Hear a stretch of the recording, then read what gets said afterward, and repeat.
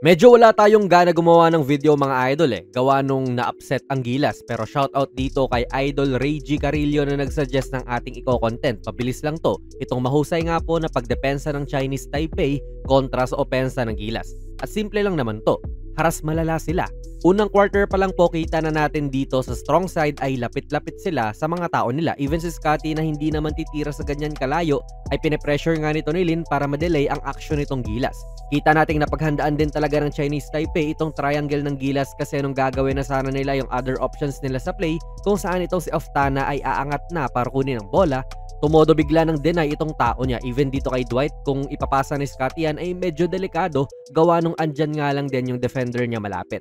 Yung ganitong depensa ay agresibo talaga kaya may mga ganitong foul na nangyayari din. Pero kita nyo naman ang depensa nila.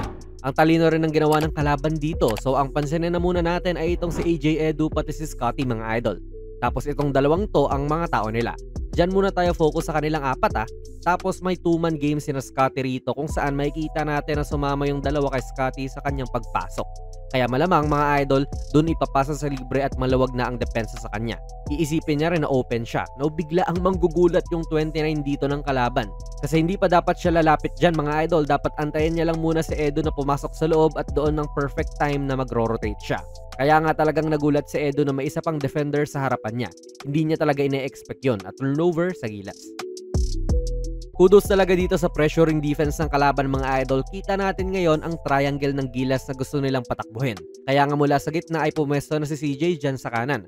Ang kaso nga lang ay parang may patotot dito sa triangle. Kung nagpapatintero kayo alam niyo yan. Gumit na lang po yung si Gadiaga dyan para mahirapan si CJ na ipasa kay Nusam yan o kay Papa Dwight. Kaya tignan nyo si Nusam. Sinabi niya na doon na lang ipasa sa kabila. Kasi yan nga po yung counter nila or yung ibang nilang options. Pero covered din po ng kalaban yan at nagde-deny na nga rin tulad sa kanina.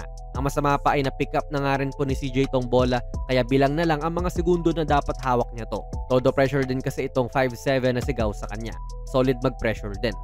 Actually na-kontra naman din to ng Gilas eventually lalo na noong 4th quarter comeback nila. Dito sa 3rd quarter kita natin yung pag-pressure pa rin ng Chinese Taipei sa kanila. Deny kung deny din.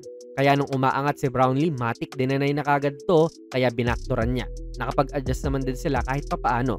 Tsaka yung adjustment din po ng Gilas ay lumis sila ng kaunti sa triangle kasi na-check na nga sila.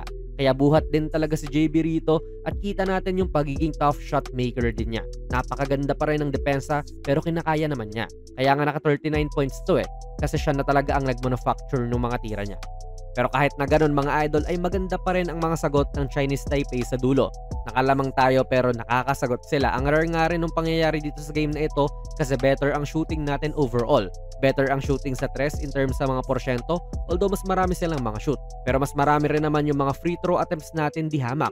Though natalo pa rin tayo. Masipag din kasi talaga sila dumepensa at napaka-timely na mga baskets nila lalong-lalo na sa dulo. Medyo disappointing mga idol gawa nung kumpiyansa tayong kayang-kaya nila itong Chinese Taipei team na ito pero ganun talaga. Bilog ang bola at deserve din naman nilang manalo kasi maganda talaga ang naging performance nila. Kaya ano po ang masasabi nyo sa video natin ngayon? Ilagay nyo lang po ang inyong mga komento sa ating comment section. Sali na rin kayo ng ating giveaway nung Pasko pa dapat to Kaso nga lang ay hindi pa nare-reach yung ating goal. Hanapin nyo lang yung video natin na may ganitong thumbnail ni Kai Soto. Andun po yung mga mechanics. Kung nagustuhan nyo po ang ating video ay pakipindot na lang idol ng like button. Mag-subscribe ka na rin sa ating channel at ako nga pala si Jonas PB. And as always, hanggang sa muli.